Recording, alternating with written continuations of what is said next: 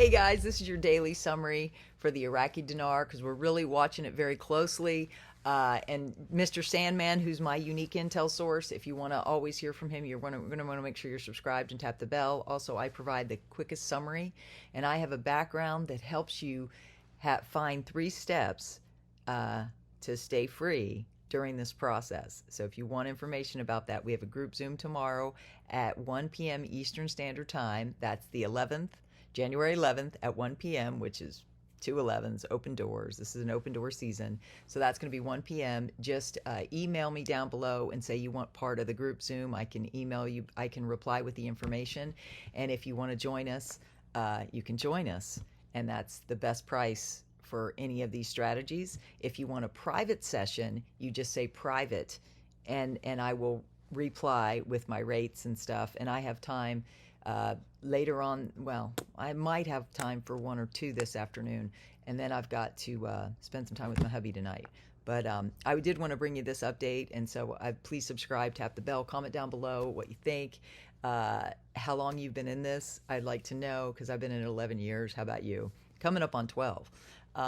So this is the most exciting news. I just did a short on my channel. If you want to pay attention to my shorts, I also give updates there. Baghdad International Fair opened up today with 850 companies and 20 countries participating. Guys, this is the first time in 20 years that they've had this Baghdad International Fair. So this is exciting. This could be a great place to reveal that they have a new rate. I'm just thinking. So pray. We've all been fasting and praying in my community. If you're Christian, you should subscribe and tap the bell. I'm really excited about this article, guys. This opened today. Prime Minister Mohammed Shial al-Sudani inaugurated the 47th Baghdad International Fair, but the first one in 20 years. You need to know that. This exhibition boasts over 850 companies from 20 countries, as confirmed by Ministry of Commerce spokesman Mohammed Hanoun to Shafaq news agency. Saudi Arabia serves as the official sponsor, contributing 140 companies.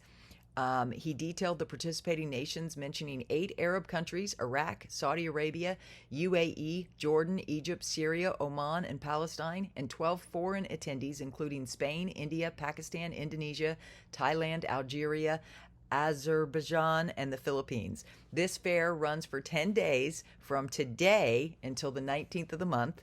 Hanoun emphasized, adding, "We aim to foster genuine partnerships between the Iraq and the international private sector." Guys, this is the biggest news coming out of Iraq today. Now, I've known it was coming. I've reported on it. And also good news about Mr. Sandman personally. Mr. Sandman 1 is now back at his base after resting.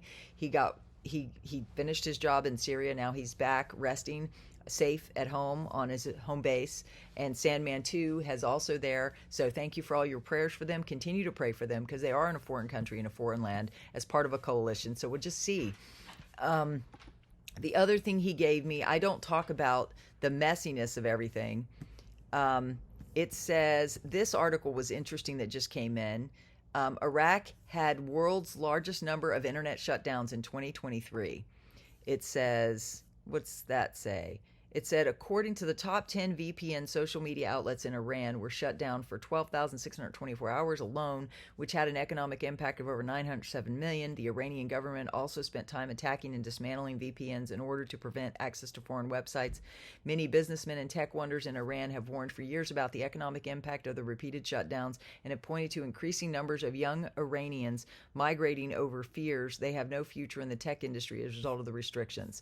So that's just something that's going on. I thought was interesting that I wanted to share with you, that again comes directly from Mr. Sandman. We focus on truth, facts, and optimism.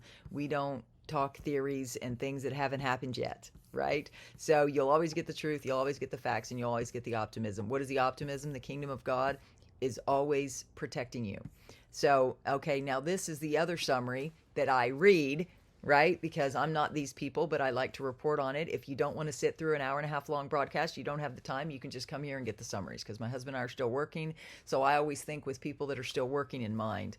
So this is Mark Z via PDK. Iraq's stock market is up 90% in valuation based on the US dollar, and they continuously talk about the exchange rate and what their market is going to look like after a change in the exchange rate. They're telling us it's coming and that they will address it in their first parliamentary session, and that session has just started. Positive stuff.